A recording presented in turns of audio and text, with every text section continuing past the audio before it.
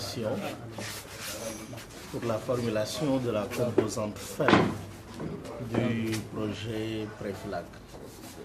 Je suis spécialiste en gouvernance internationale de l'environnement.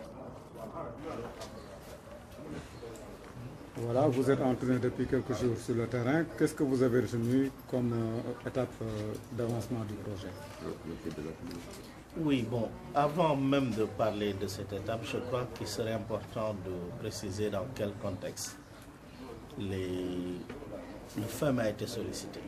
Le FEM, c'est le Fonds pour l'environnement mondial, et il a été sollicité par l'État du Sénégal en collaboration avec la Banque africaine de développement pour financer un aspect spécifique de ce programme-là en rapport avec l'environnement mondial. Donc le FEM ne met de financement que sur des activités très spécifiques.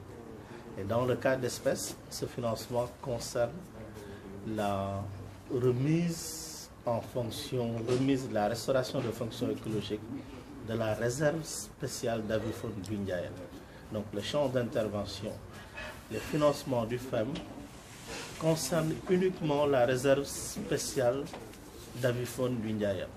Et donc, et part du constat de la dégradation des fonctions écologiques de cette réserve, qui a fait que la convention de Ramsar, qui avait inscrit cette réserve comme site Ramsar, a été déclassifiée et inscrit sur le registre de Montreux. Le registre de Montreux, c'est, disons, la liste noire des sites Ramsar qui ne remplissent plus les fonctions écologiques. Et donc le FEM a décidé de prêter son concours financier pour justement permettre la restauration des fonctions des écosystèmes de cette réserve, de sorte à pouvoir à nouveau retirer la réserve spéciale d'avifaune. Et donc ceci étant, nous sommes une mission spécifiquement mise en place pour formuler la sous-composante FEM de ce programme PREFLAG. Il y a eu plusieurs étapes. La phase de formulation de l'idée du sous-programme qui a été validée. À cette étape-là, nous sommes en train maintenant de développer le document détaillé du sous-programme. Et l'idée, un des temps forts, un des points importants dans ce processus, c'est la participation. Nous avons déjà au fil des 3 semaines pu rencontrer les différents dépositaires d'enjeux, y compris les populations. On a visité la Grande Mare, on a visité les structures déconcentrées de l'État. Et on a formulé, disons, des grandes orientations, des idées. Et cet atelier, justement, a pour objet de faire valider ces orientations, faire valider ces idées que nous avons retenues comme pouvant être les activités du sous-programme détaillé. Quelles sont les recommandations?